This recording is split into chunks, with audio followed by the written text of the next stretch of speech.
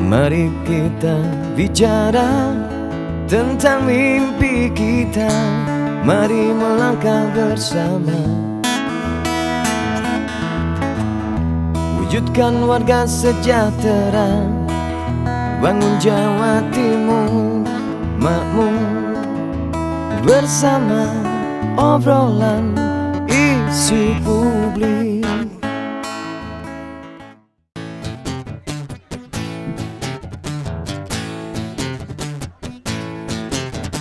Coretan di dinding membuat resah hati pencoret mungkin ingin tampil, tapi lebih resah pembaca coretannya.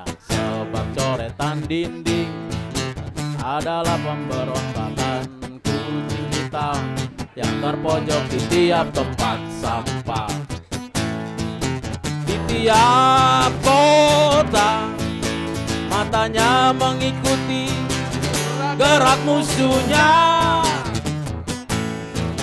Musuhnya adalah penindas yang menganggap remeh coretan dinding kota.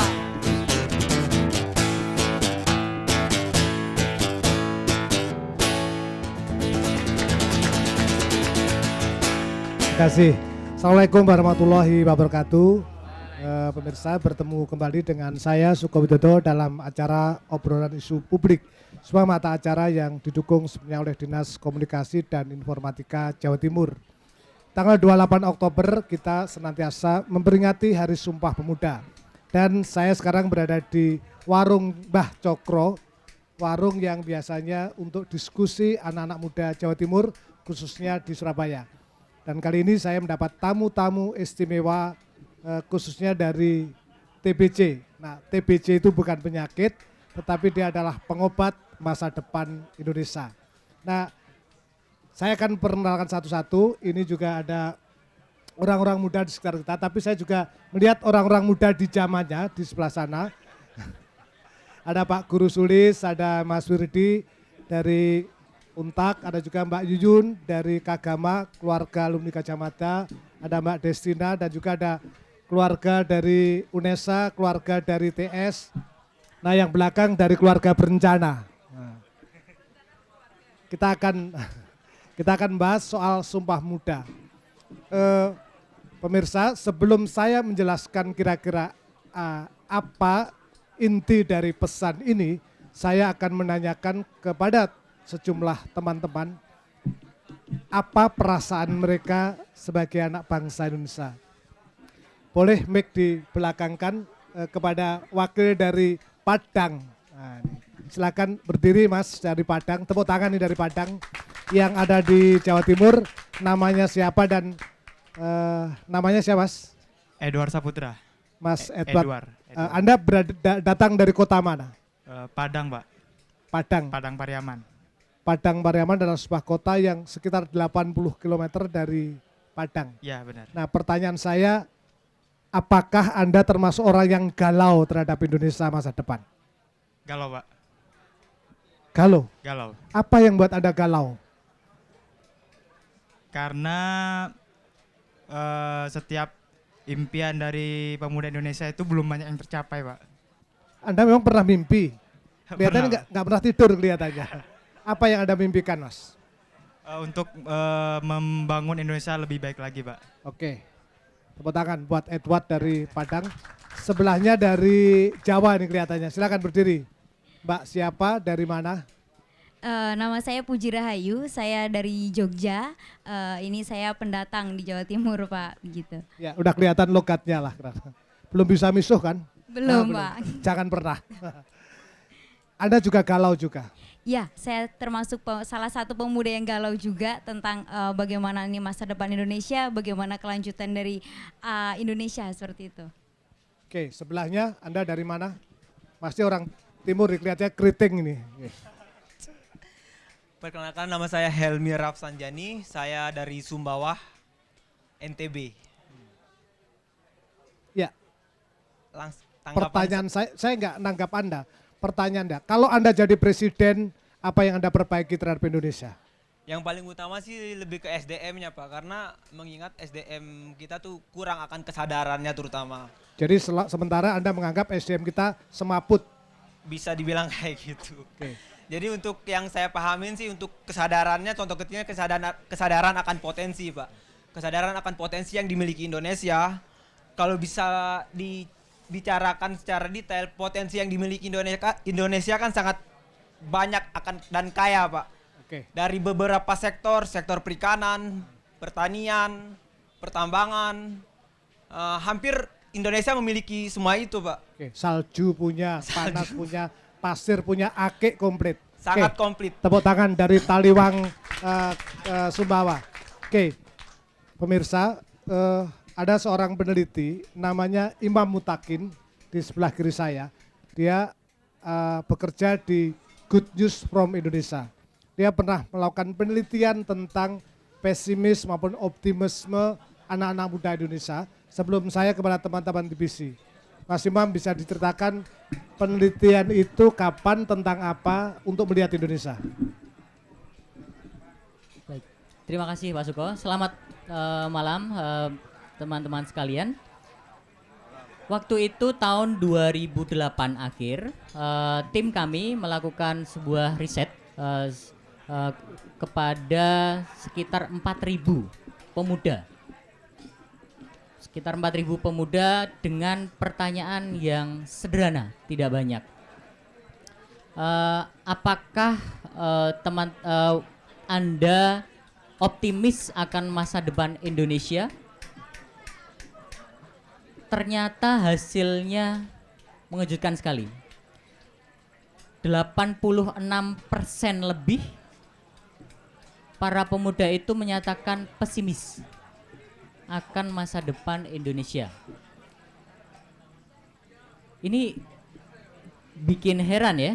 Dan 86% mengatakan pesimis terhadap masa depan Indonesia. betul. Oke. Dan pertanyaan selanjutnya, kenapa misalnya itu ada dua pertanyaan. Kalau optimis kenapa, kalau pesimis kenapa? Dan waktu itu dengan pertanyaan kenapa pesimis misalnya, kenapa memilih pesimis, ternyata sebagian besar menjawab karena mereka tidak banyak mendapati hal-hal positif tentang Indonesia. Mereka tidak banyak mendapati informasi yang baik tentang Indonesia. Waktu itu memang backgroundnya Indonesia sedang banyak bencana. Pasca reformasi, 10 Betul. tahun reformasi. Oke. Ada banyak bencana, ada banyak gonjang-ganjing politik, ada banyak orang korupsi, orang kemalingan, berita kebakaran, berita pemerkosaan dan lain Oke. sebagainya. Poin pertanyaan selanjutnya apa waktu riset itu? Ya, kenapa Anda pesimis gitu ya? Ternyata jawabannya itu. Mereka tidak banyak mendapatkan berita-berita informasi baik. positif tentang Indonesia. Ada pertanyaan lain kepada audiens? Jadi dengan dua pertanyaan itu saja kita sudah bisa menyimpulkan bahwa ini ternyata Indonesia itu kurang mendapatkan informasi-informasi Oke. yang Saya masih positif ingat gitu ya. pertanyaan kemudian adalah ditanyakan kepada mereka. Ya. Apakah dengan pesimis itu mereka tetap tinggal di Indonesia? Oke. Waktu itu ternyata banyak sekali mereka tuh malah sebenarnya masih pengen tinggal di Indonesia tuh masih pengen. Lihatnya ke kamera, jangan Ya. ke saya. Nanti saya takut malah, Mas. Lihat ke sana aja. Orang-orang Indonesia tuh ternyata masih tetap cinta kan dengan Indonesia. Cuma mereka tidak punya optimisme dengan masa depan Indonesia. Jadi ini sangat berbahaya, Pak. Oke. Soal bahaya tidak tergantung dari positif dan negatif. Tepuk Oke. tangan buat Mas Imam. Jadi pemirsa, kita pernah riset seperti yang dikatakan Mas Imam. Tidak banyak anak Indonesia yang optimis terhadap negaranya. Tetapi ketika mereka ditanyakan kemana Anda mau tinggal, tetap Indonesia. I love you Indonesia full, kira-kira gitu. Nah sekarang saya akan menanyakan setelah 10 tahun, tahun 2008, sekarang hampir 2018, kurang 2 tahun lagi, 8 tahun. Ini adalah anak-anak muda yang saya harus bertanya kepada mereka di sisi ini sebelum nanti ke ketua organisasi tidak jelas pemudanya atau pemudi. karena anaknya muda tapi gayanya kopiahan, ini kan katanya gaya tidak gaul, tapi saya menanyakan siapa yang mewakili Anda yang pakai jaket politik cerdas berintegritas. Apa sih TBC itu? Oke, mic-nya bisa dibantu. TBC itu apa? TBC itu Turn Back Corruption. Turn Back Corruption, Iya. itu organisasi apa? Organisasi yang gimana ya? Yang didirikan oleh KPK bersama organisasi satu nama Yogyakarta, Ya. yang memiliki tujuan yang sama. Apa tujuannya? Turn Back Corruption, menghapuskan kata korupsi dari Indonesia. Oke, menghapuskan korupsi dari Indonesia oleh anak-anak remaja umur 15 sampai 18 tahun. Tepuk tangan buat mereka. Kita akan tunggu mereka sekitar 20 tahun lagi, apakah mereka tetap juga dalam kondisi original ke mereka yang dari Kediri Anda ya. Oke. Oke, Anda boleh melihat berdiri. Mas siapa namanya, Mas? Oke, nama saya Mukarom. Saya Mukarom. dari Kediri. Dari SMA mana? Dari MA Sejahtera, Pare, Kampung Inggris. Oke. Oke. Dari Kampung Inggris ya. Kelihatan hidungnya Anda seperti orang Inggris beneran. Inggris Timur. Mukarom, apakah Anda galau seperti anak-anak muda zamannya Mas Imam? Bicara masalah galau, melihat kondisi yang hari ini terjadi, mungkin kegelisahan yang ada pada diri saya, juga termasuk seluruh teman-teman TBC mungkin sama. Kenapa sih kita galau? Karena mengingat korupsi yang hari ini sangat merata di setiap wilayah Indonesia gitu. Kayak hujan aja Anda Oh, ini. iya. Jangan nakut-nakuti saya loh. Jadi Anda memandang bahwa Indonesia banyak korupsi. Apa kira-kira yang Anda lakukan dengan kondisi itu? Yang saya lakukan dengan kondisi tersebut, kita lebih menguatkan komunikasi antar pemuda tentunya. Kita membahas lebih apa sih kekurangan Indonesia, kenapa ada korupsi, dan apa penyebabnya, dan bagaimana solusinya. Sudah ketemu atau belum? Sebagian. Oke, sebagian itu simpan dan nanti saya akan menanyakan kepada Anda. Pemirsa, Anda tetap dalam obrolan isu publik dan saya akan tanyakan kepada Seno Bagaskoro, orang yang mendapat beasiswa yang sudah lagi ke New Zealand dan dia pernah belajar tentang sosialis demokrasi. Mas Seno, Anda ditunggu anak muda se-Indonesia untuk menceritakan kondisi Indonesia, mimpi Anda dan apa gerakan yang Anda lakukan untuk memperingati Sumpah Pemuda ke depan ini. Siap. Begini, setelah sekian lama saya mendengarkan Pak Sulis tadi tanya teman-teman generasi muda itu optimis atau enggak dengan Indonesia, dan semuanya hampir semua jawabnya galau dan pesimis. Itu saya galau sendiri karena saya tidak pesimis dengan Indonesia. Untuk apa kita pesimis gitu loh? Kita mengutuk kegelapan gitu ya, kita bilang bahwa banyak korupsi, kita bilang banyak yang perlu dibenahi, banyak hal-hal buruk yang terjadi di Indonesia. Lalu apa yang kita lakukan? Diam saja, galau, memikirkan itu sampai berhari-hari tidak bisa tidur, tidak bisa makan. Bukankah lebih baik apabila kita terjun langsung jadi bagian dari solusi dari permasalahan itu? Tidak usah menjadi galau, kita malah harus jadi bagian dari solusi di situ. Begitu. Negara ini kan telah mendasarkan diri pada namanya asas demokrasi, ya kan? Pelibatan semua orang, partisipasi untuk bermusyawarah, berembuk, menyelesaikan masalah gitu. Jadi membahas masalah-masalah yang sekiranya rumit di pikiran generasi muda, yang sekiranya di luar batas, di dalam koridor konstitusi misalnya. Kita bicara negara ini ya, di koridor konstitusi, kita punya hak untuk berbicara di situ. Kita punya hak untuk terlibat dalam negara ini. Kita punya hak untuk melakukan itu gitu loh. Bukannya kita lalu ikut saja dengan pemerintah yang sekarang ada, lalu menanggapi bahwa mereka harus ini, kurang itu. Marilah langsung kita memberitahu ini loh harusnya seperti ini gitu. Langsung saja generasi muda yang bergerak. Bukankah itu dulu semangatnya pada tahun 1928 saat Sumpah Pemuda dilakukan? Itu hanya 20 tahun setelah Budi Utomo berdiri. Persis pada waktu Budi Utomo berdiri dulu yang mendirikan salah satunya Dr. Wahidin Sudirohusodo, banyak generasi tua yang berdiri di situ. Ya, lalu langsung push 20 tahun selanjutnya pemuda yang maju untuk bergerak, menyatakan kita pengen merdeka, sudah tidak usah nunggu lama-lama lagi. Kita pengen merdeka. kita bangga menjadi bangsa Indonesia. Kenapa lalu pada zaman modern ini dengan banyak sekali potensi yang bisa kita peroleh, akses-akses yang bisa kita gunakan lewat internet tadi disebutkan Pak Sulis, kita harusnya bisa membuat impact yang jauh lebih besar daripada apa yang kita galaukan sekarang.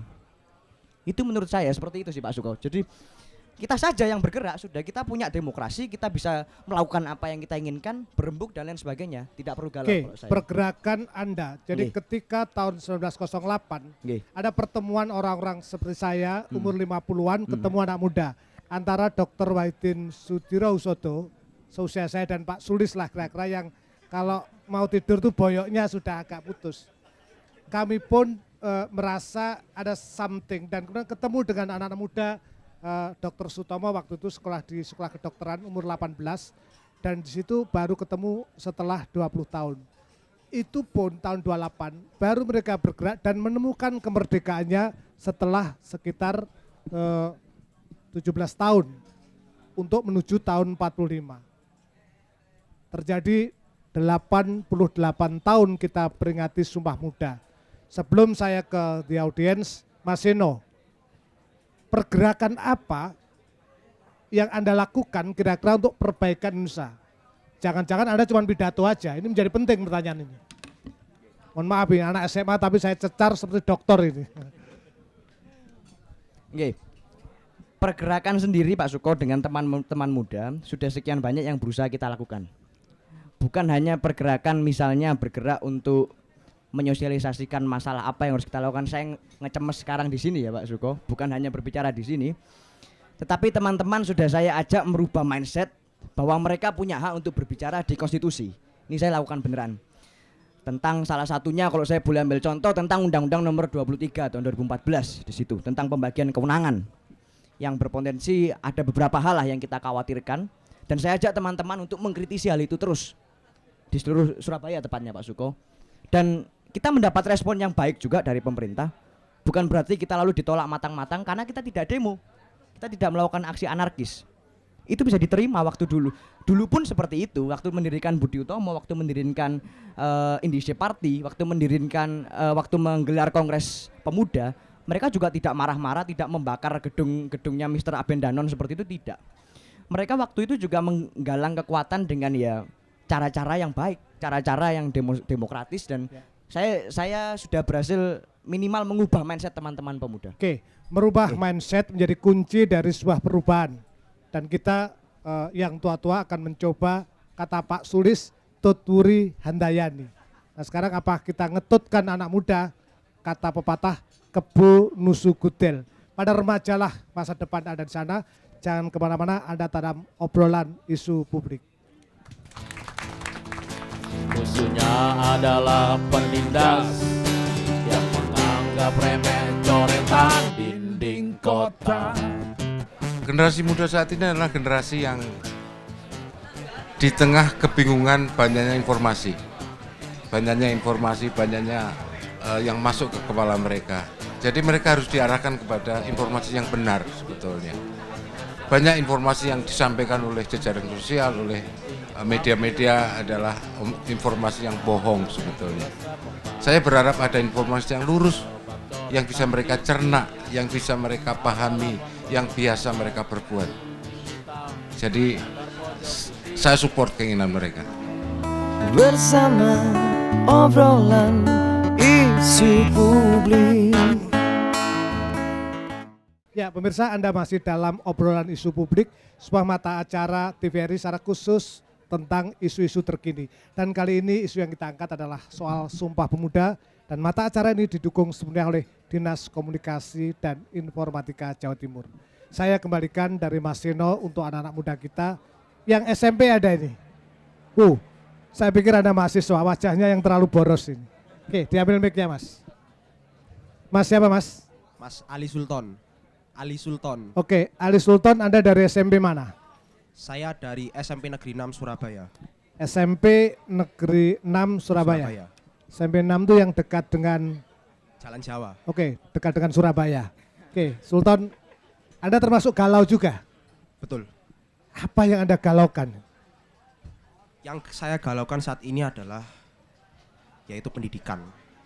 di mana saat ini pendidikan masih banyak sekali dipolitisi. Pungli merata, korupsi merata, hingga banyak sekali yang menganggap bahwa saat ini pendidikan adalah hal yang buruk di mata dunia. Bila berbicara dengan pendidikan, sungguh sangat komprehensif sifatnya. Kata-katamu melebihi dosen juga kelihatannya. Ini catatan atau pesanan dari Pak Sulis ini? Bisa keduanya, Pak. Oh, dua oke. Tapi poinnya Anda gelisah dengan pendidikan ya? Betul sekali. Oke, sebelahnya Anda juga kelihatannya wajahmu juga gelisah kelihatannya. Iya Pak, saya sangat gelisah. Apa yang Anda gelisahkan, Mas? Saya sangat gelisah tentang pergaulan pemuda pada zaman sekarang ini, Pak. Oh, saya lebih dulu, zaman dulu menggelisahkan semua orang-orang di sini ini. Apa yang Anda gelisahkan dengan anak muda? Tentang pergaulan remaja yang mulai melenceng dari jalurnya, Pak.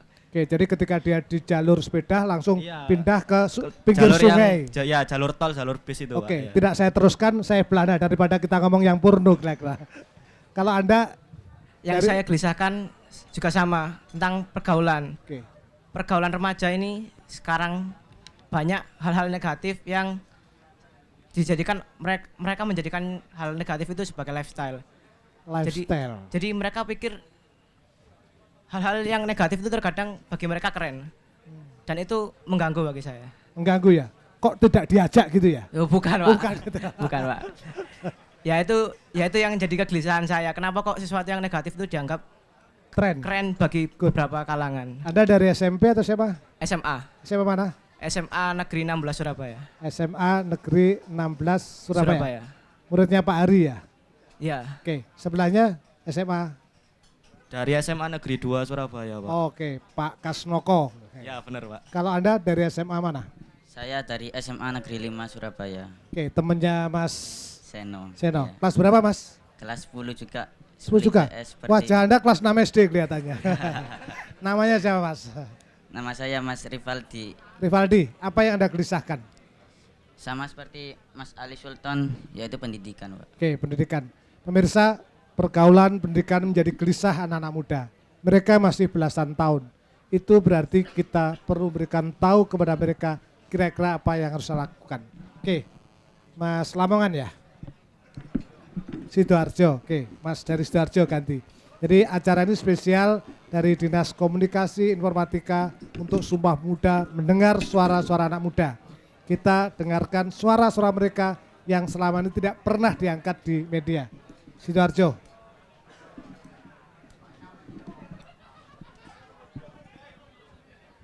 Namanya siapa? Ya, nama saya Muhammad Kafi Afifuddin. Kafi, oke, Kafi ya. Oke. Sana lihat aja, jangan lihat saya gitu. Sesama kumis jarang memandang ya. Ya. Kafi dari SMA mana Kafi? Dari SMK YP 4 Taman Sidoarjo. Taman Sidoarjo. Ya. Kamu juga kelihatannya gelisah dan galau ya. Ya, yang utama, yang penting bukan galau karena cinta ya, Pak ya. Waduh, Ya. wajahmu penuh asmara. Ya. Ya. Apa soal-soal apa yang Anda gelisahkan? Ya, menurut saya ya karena ya itu banyaknya korupsi di Indonesia ini yang menjadi kegalauan saya, karena misal ya yang disebutkan dari teman-teman tadi ya, dari pendidikan juga banyak kan korupsi, pungli juga, pelayanan masyarakatnya kurang, itu yang kurang melayani masyarakat, jadi masyarakat itu menjadi galau gitu karena Oke. pelayanannya. Baiklah, Ketua Pasukan Galau, kita akan bahas soal kegalauan anak muda. Anda belum bicara ya? Oke, Mas, dari Pondok, bukan? Padepokan, bukan? Ya, perkenalkan nama saya Kalaksanan Barhaji Masani, panggil Haji aja ya. Saya dari MA Sejahtera, Pare Kampung Inggris. Kampung Inggris, Pare. Pare Kediri. Oke. Jadi saya ini andilau antara dilema dan galau. Wah, tepuk tangan singkatannya. Luar biasa. Soalnya Andi Lau, antara dilema dan galau. Lebih dari teman-teman semuanya yang di sini. Soalnya ini, Pak Suko ya. Saya menyuarakan apa yang saya pikirkan dan teman-teman di Kediri juga. Jadi bukan hanya di pendidikan Pak Suko, tapi dalam sosial kemasyarakatan juga. Sosial kemasyarakatan kayak kita waktu di lampu merah Pak ya, ada sering orang-orang itu belum waktunya itu udah terobos. Terus kayak pungli-pungli di mana-mana itu menjadi hal yang biasa. Ini kan hal yang korupsi, hal koruptif yang dibiasakan, yang menjadi habituasi. Oke, Anda mengkritik negara, tapi ada banyak anak muda yang juga tidak taat lalu lintas, kemudian bolos dan sebagainya. Anda menyaksikan itu enggak? Iya Pak, betul. Apa yang Anda lakukan untuk mereka? Saya sama kayak Mas Seno tadi, minimal saya ubah mindset teman-teman dekat saya dulu, lalu saya ubah mindset keluarga saya, dan saya sosialisasikan semampu saya Pak. Anda pidato di teman-teman ya, sutara gitu ya. Kalau lampu merah berhenti itu, wait bien balik gitu. Gimana cara Anda meyakinkan ke mereka Mas Andi Lau? Minimal saya contohkan dari diri saya sendiri Pak. Pemirsa, untuk menjawab salah satu kegelisahan adalah contoh. Teman kita dari Kediri memberikan contoh, mulailah dari diri sendiri. Jangan menunjuk orang lain, tapi lihatlah Anda termasuk anak muda. Sepakat? Tepuk tangan kalau sepakat gitu. Oke. Saya akan kembalikan ke Mas Imam lagi sebelum pada senior-senior para remaja di zamannya nanti. Oke, Mas Imam, kalau lihat anak muda yang gelisah ini, apa ini juga sama kalau lihat riset pada 2008, tidak bergerak sama sekali? Ya, ini ternyata memang masih sama ya, hampir sama.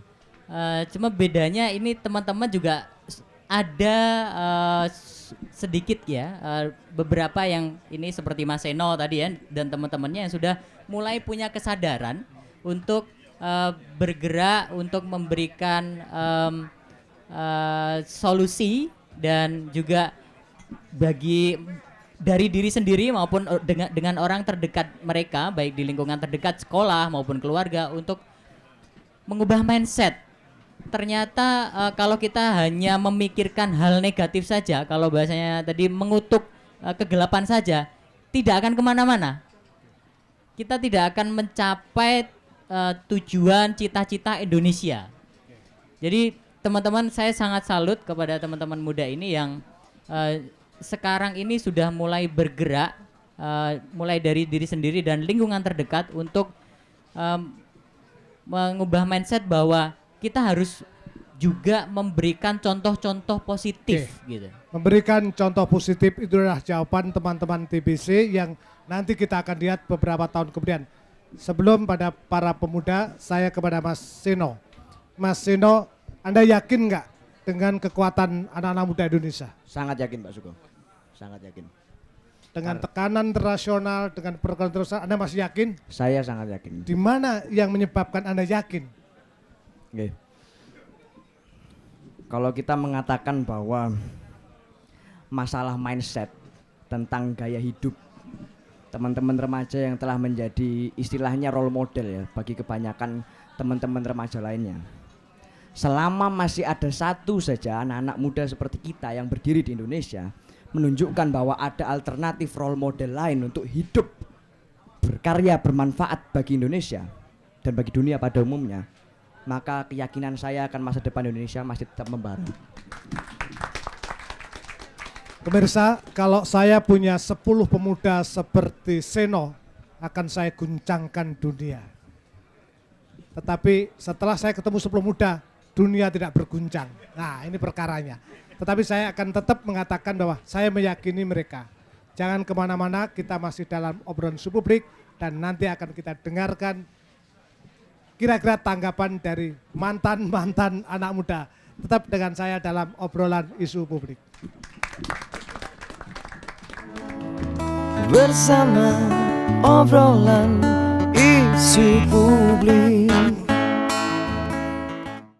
Tepuk tangan untuk pemuda Indonesia. Ya, pemirsa TVRI Jawa Timur yang saya cintai, ini kali pertama obrolan isu publik bersama anak-anak muda, dan kita telah mendengar kegelisahan anak muda. Nanti kita juga akan mendengarkan apa sesungguhnya yang mereka inginkan. Sumpah Pemuda, dan ini tahun ke-88 dari peristiwa tahun 28. Saya akan menanyakan kepada orang yang disebut sang guru, yaitu Pak Sulis. Pak Sulis, mohon maaf ini.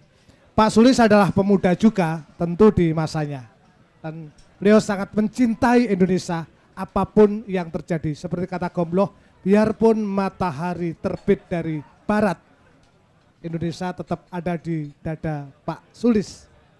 Pak Sulis, anak-anak muda merasa galau, tetapi mereka optimisme. Boleh diberikan respon ke mereka, Pak Sulis? Ya, Mas Suko, ketika Indonesia merdeka itu kondisinya sebetulnya jauh lebih suram daripada sekarang. 95% lebih masyarakat kita ini buta huruf.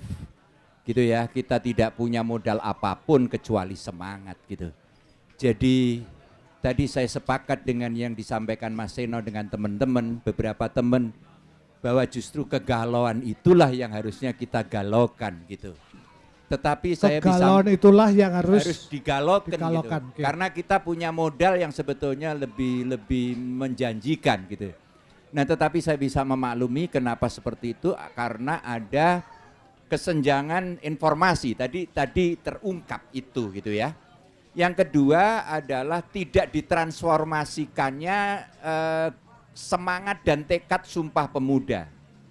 Bahkan almarhum Pak Taufik Kimas pun tidak memasukkan Sumpah Pemuda menjadi salah satu pilar keindonesiaan.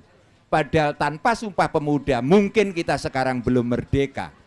Dalam pandangan saya sebetulnya keindonesiaan itu ada satu dasar yaitu Pancasila dan 5 pilar. Pilar pertama justru Sumpah Pemuda, yang kedua proklamasi. Tanpa proklamasi nggak akan ada undang-undang dasar gitu kan. Terus undang-undang dasar, terus kemudian Bhinneka Tunggal Ika, dan yang terakhir adalah NKRI gitu ya. Yang berikutnya lagi, kenapa sampai kemudian memunculkan pikiran-pikiran yang tidak yang pesimis tadi, karena seperti Mas Imam kata